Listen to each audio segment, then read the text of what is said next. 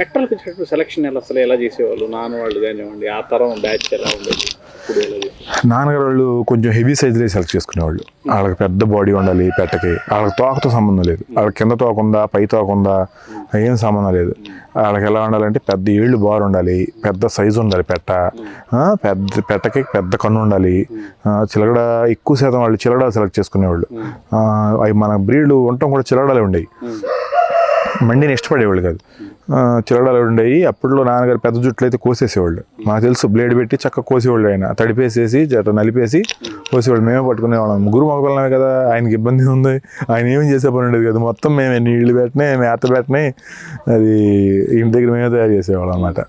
ఆ పెట్టలో అప్పుడు చూసేవాళ్ళం ఇది అని.